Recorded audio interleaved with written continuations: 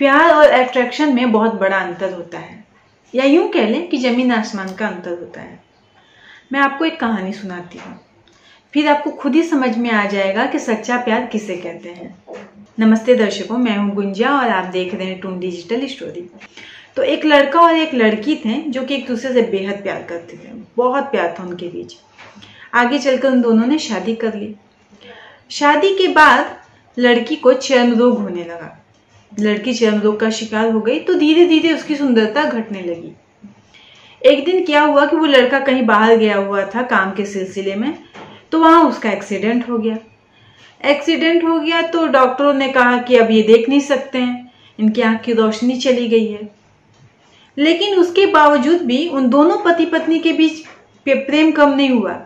क्योंकि लड़की तो चर्म रोग का शिकार पहले से ही थी, अब लड़का भी नहीं देख सकता था, लेकिन उनका प्यार बढ़ता ही जा रहा था, कम नहीं हो रहा था। तो कुछ समय के बाद आगे चलकर धीरे धीरे उस लड़की की सुंदरता घटती गई चर्म रोग के कारण, और चर्म रोग उसका बढ़ता ही जा रहा था। फिर एक दिन उसकी मौत हो जाती है। लड़का बिल्कुल अकेला पड़ गया था, काफी उदास रहने लगा था। तो एक दिन उसने उस शहर को छोड़ के जाने की सोची और सामान वगैरह पैक कर ही रहा था, तभी उसका एक दोस्त आ गया उसके घर पर। उसने पूछा, ये क्या कर रहा है, सामान क्यों पैक कर रहा है? उसने बोला, मैं इस शहर को छोड़ के जाना चाहता हूँ, कुछ समय के लिए कहीं बाहर जाना चाहता हूँ, क्योंकि यहाँ मेरी पत्नी की बहुत याद आती है। उसने कहा, ठीक है, लेकिन एक बात बता मुझे कि जब तेरी पत्नी जिंदा थी तो वो तेरा सहारा बनती थी, तुझे संभालती थी। अब तू यहाँ से चला जाएगा तो तुझे कौन संभालेगा?